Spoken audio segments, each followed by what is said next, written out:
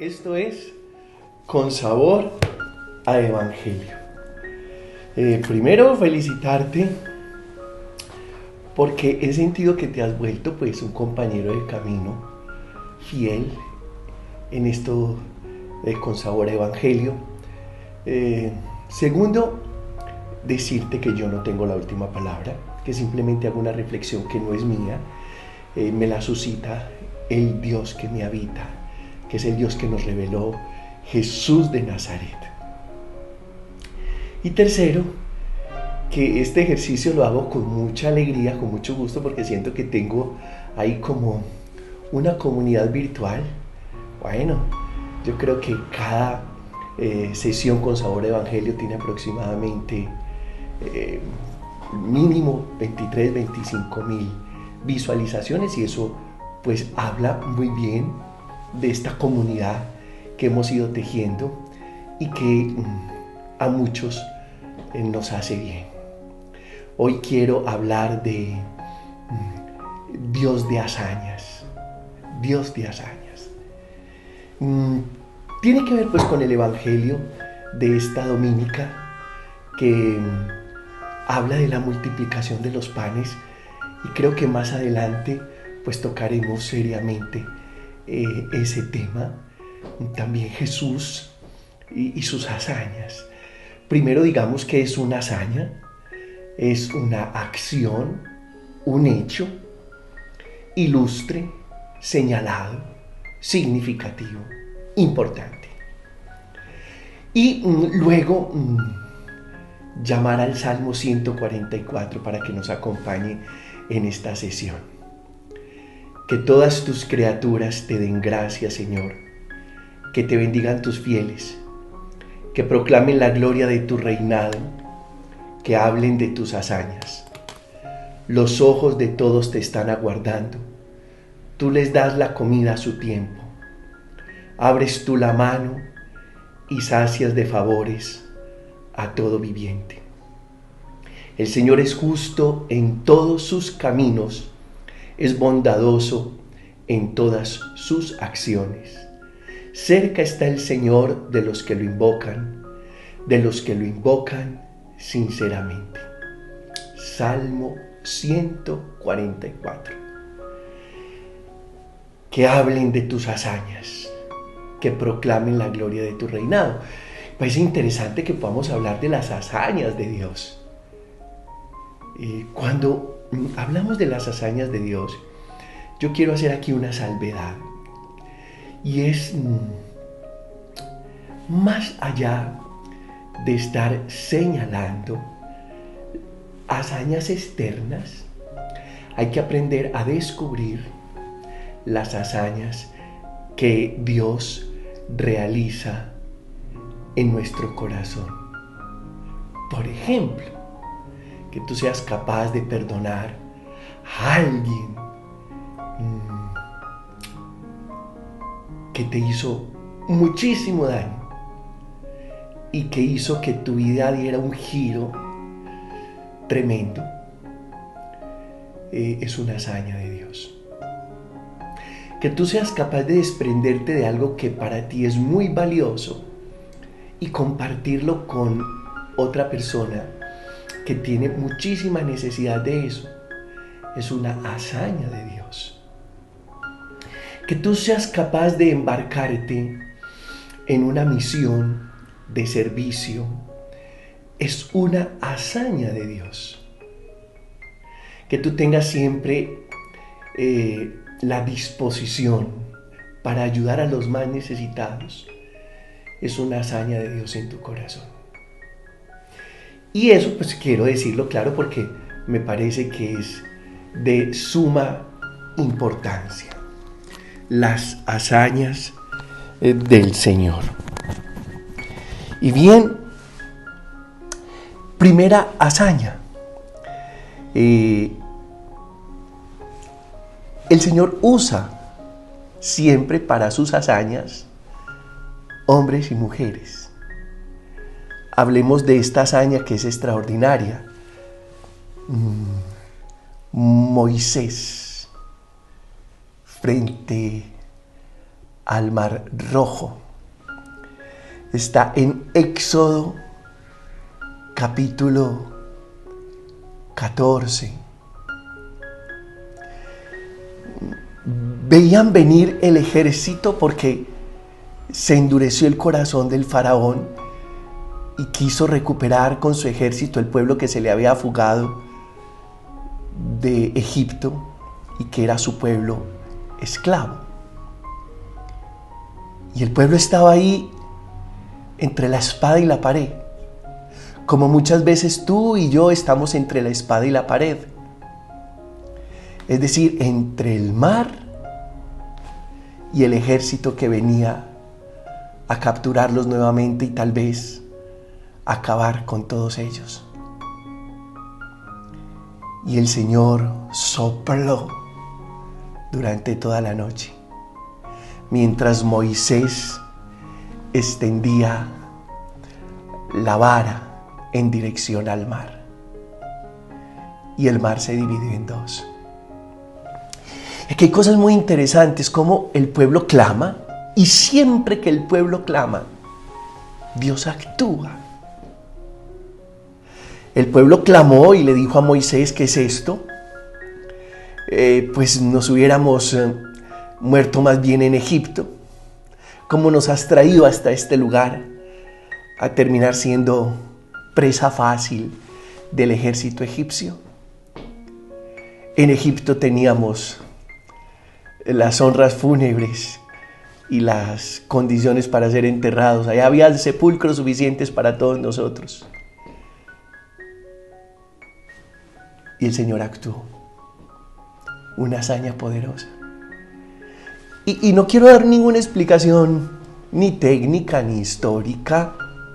No, simplemente quedémonos con eso. Más allá de la simbología que traen estos textos, Dios actúa. Y lo mismo pasa cuando el pueblo tiene hambre en el desierto y vuelve a clamar, protesta. Y el Señor no vuelve esa protesta como algo personal, sino que actúa y les da maná. Lo mismo cuando tienen sed, el Señor actúa y hace brotar agua de la roca. Las hazañas del Señor. Hay otra hazaña que a mí me gusta muchísimo, y es cuando Josué entra con el pueblo a la tierra prometida, a Jericó. Está en el capítulo 3 del libro de Josué. Y claro, tenían que cruzar el río Jordán. Es muy especial porque siempre que hay un paso importante en la historia de la salvación, hay que cruzar el agua. Hay que ser pasados por agua. Y hablábamos ahorita del pueblo que pasa por en medio del Mar Rojo, y Dios hace dos paredes de agua para que el pueblo pase a pie limpio por el Mar Rojo. Y ahora Dios usa a Josué, que es el sucesor de Moisés, y pasa algo similar con el río Jordán, cuando los sacerdotes llevan el arca de la alianza y comienzan a pisar las aguas del río Jordán. Se hacen dos paredes y el pueblo, presidido por los sacerdotes que llevan el arca de la alianza, donde de alguna manera el pueblo consideraba que allí estaba la presencia de Dios, porque allí se guardaban las tablas de la ley, lo que Dios les había dado para saber convivir, para saber construir una nación con identidad. Esa hazaña de finalmente pasar de los 40 años de desierto, cruzando el río Jordán y las aguas haciéndole corte al pueblo para que llegue a la tierra prometida. Hay una tercera hazaña, la hazaña de Dios a través de David. David, que era un muchacho que cuidaba las ovejas de su padre Jesé o Isaí, que es ungido por Samuel como rey, pero que siendo un muchacho derrota al terror del ejército israelita, que era el gigante Goliat, un filisteo. Los filisteos eran gigantes, los israelitas eran de baja estatura. Y la hazaña de Dios a través de David, que David toma una de sus piedras lisas, la saca de su zurrón, la carga en su honda y dice 3 cosas: esta batalla no es mía, esta batalla es del Señor. Aprende a decir eso en tu vida de fe. Lo segundo que dice es: tú vienes a mí, le dice a Goliat, con espada, lanza y jabalina, y yo voy a ti con el poder de Dios. Y lo tercero es que David recuerda las hazañas del Señor y dice: si el Señor me libró antes de las fieras que querían despedazar las ovejas de mi padre, ¿cómo no me va a librar ahora de este hombre malvado? Es una hazaña de Dios. Que nosotros seamos capaces de empoderarnos con la gracia y la fuerza de Dios para vencer al gigante Goliat. Es decir, para vencer al enemigo, a ese enemigo que nos perturba, que nos descabeza, a ese enemigo que quiere entrarse hasta nuestra conciencia para decirnos cómo hacer y qué hacer, a ese enemigo que nada le parece bueno de nosotros, y que podamos decir: esta batalla no es mía, esta batalla es del Señor. El enemigo viene a mí armado de múltiples formas, pero yo voy a él con el poder de mi Dios. Y si en otros momentos he tenido la capacidad de vencer el mal, pues esta vez también el Señor me hará más que vencedor. Es increíble. 1 Samuel 17. Bueno, cuarta hazaña. Elías contra los falsos profetas. 1 de Reyes capítulo 18. Es una hazaña de Dios. Porque lo que hace Dios a través de Elías es desenmascarar los falsos profetas, que eran más de 400. Porque la esposa del rey, Jezabel, se había encargado de ir minando los profetas de Yahvé. Y los pocos que quedaban estaban escondidos. Bueno, y Dios a través de Elías reta a los falsos profetas. Y Elías le dice a los falsos profetas: bueno, edifiquemos acá en el monte delante del pueblo 2 altares, a ver si el Dios de ustedes va a escuchar, o el Dios de nosotros, el Dios Yahvé, el único Dios verdadero, nos va a escuchar. Por supuesto que los profetas clamaron, hasta se cortaron, se autolesionaron para clamar a esos dioses falsos, pero ¿qué iban a responder? No había respuesta. Pero el Señor respondió a Elías y mandó fuego sobre el altar. Es la hazaña del Señor. Y claro, quedaron al descubierto esos falsos profetas. 1 de Reyes capítulo 18. Quinta hazaña. En el libro de Daniel, en el capítulo 3, los jóvenes valientes que fueron echados al horno encendido y que Nabucodonosor pretendió que el horno ardiera 7 veces más, porque estos 3 jóvenes no quisieron obedecer el edicto real, porque Nabucodonosor mandó a hacer una estatua gigante para que todo el mundo se postrara ante esa estatua. Y estos 3 jóvenes no quisieron. Pero la hazaña de Dios es que fueron echados al horno encendido. Y aparece un cuarto personaje. Y ese cuarto personaje es el mismo Dios, el ángel que Dios envía.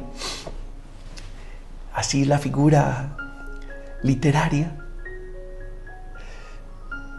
Y no les pasó nada. El horno ardía. Y estos 3 jóvenes fueron salvados de ese fuego devorador. Las hazañas del Señor. Las hazañas. Y sexta hazaña. Daniel. Daniel era un hombre muy bueno y hacía su oración 3 veces al día.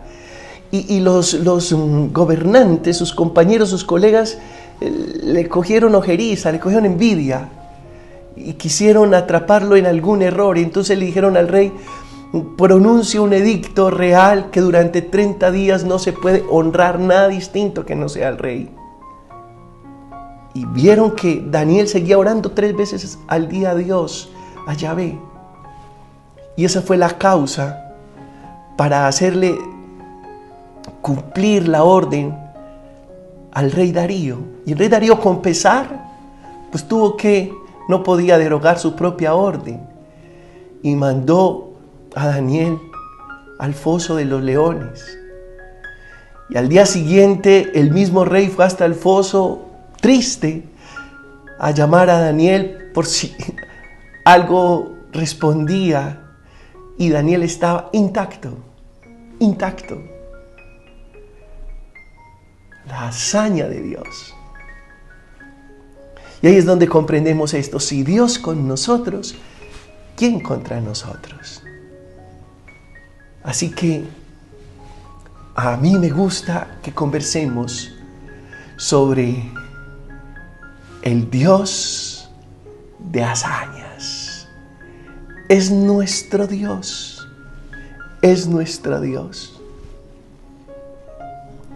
Y el punto 7, pues, bueno, aterrizamos en el Evangelio de Juan, en el capítulo 6, la multiplicación de los panes. Todo está cargado de una simbología hermosa que le habla al alma, y es ahí donde Dios realiza sus obras más perfectas. Pero déjame decirte esto. En el Evangelio de Juan hay 2 hazañas muy lindas. Una, Jesús convierte el agua en vino en una fiesta, en una boda, donde se acabó el vino. Es una hazaña preciosa de Jesús, de Dios obrando en Jesús. Es preciosa. Y que tiene un contenido espiritual hermoso. Y que a veces, digamos la verdad, la vida se vuelve agua. En mi región, Colombia, decimos: se aguó la fiesta. Cuando decimos se aguó la fiesta, es decir, se echó a perder la fiesta. Y necesitamos que la fiesta de la vida recobre su sabor y su alegría.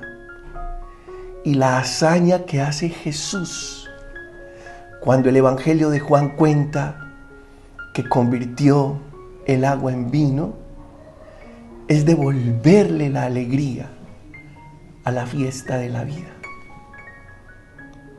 Y esa hazaña la hace el Señor.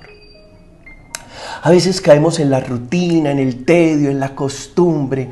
A veces lo que estamos haciendo nos sabe a icopor, a corcho, no sabe a nada.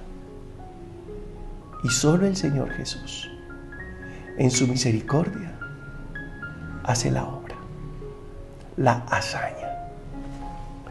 Hay otra hazaña en el Evangelio de Juan capítulo 6, la multiplicación de los panes.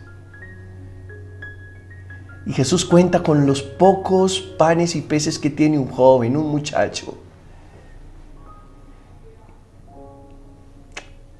Y la hazaña es que hay pan para todos. Y esa hazaña la hace Jesús en el corazón nuestro. ¿Cuándo?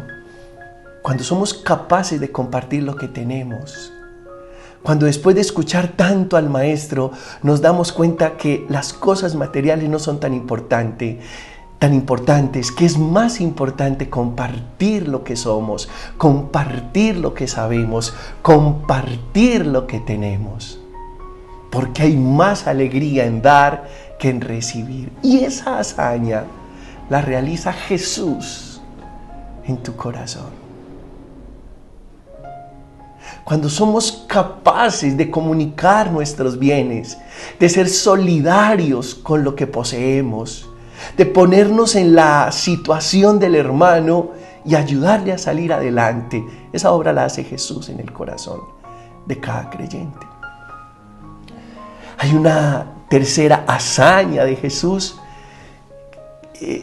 Subió a la montaña, los discípulos se fueron en la barca, de madrugada baja Jesús de la montaña y comienza a caminar sobre el agua.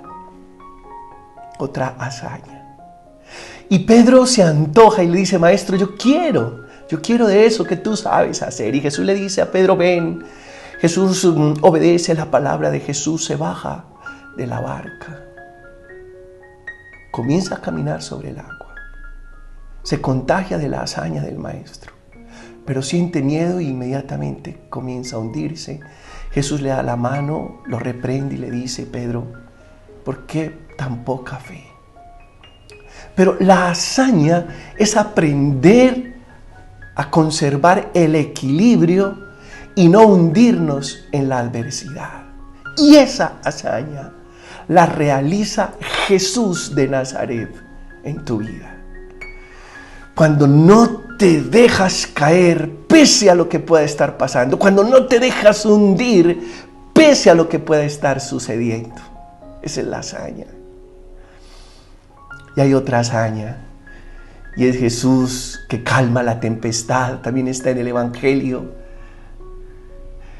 Y Jesús duerme en popa sobre un almohadón, mientras los discípulos, que son profesionales del mar, se mueren de miedo porque el agua encrespa las olas, el viento encrespa las olas y éstas se quieren trepar en la barca. Y le dicen a Jesús: no te importa que nos hundamos. Y la hazaña es que Jesús es capaz de dormir en la tempestad. Y esa hazaña también se hace realidad en el creyente cuando es capaz de recibir a Jesús en su corazón y aprende a no perder el sueño en medio de las dificultades de la vida. Dios de hazañas. Multiplica el pan, convierte el agua en vino, camina sobre el agua, hace callar las olas y el viento, es capaz de dormir en medio de la tempestad. ¿Y sabes por qué Jesús es capaz de dormir en medio de la tempestad? Porque tiene su confianza puesta en Dios. Yo creo que hay un gran llamado en este momento a que no perdamos el sueño en medio de la tempestad, a que seamos capaces de dormir. Así, las olas encrespadas se quieran trepar en la barca de nuestra vida. Finalmente quiero decirte: no olvides compartir tu pan. Y también quiero decirte: agéndate para el 21 de agosto a partir de las 7 de la noche hora Colombia para la vigilia que vamos a hacer sobre elaboración de duelos, cómo aprender a asumir las pérdidas, cómo aprender a asumir los abandonos, las rupturas, la muerte de nuestros seres queridos. Dios te bendice.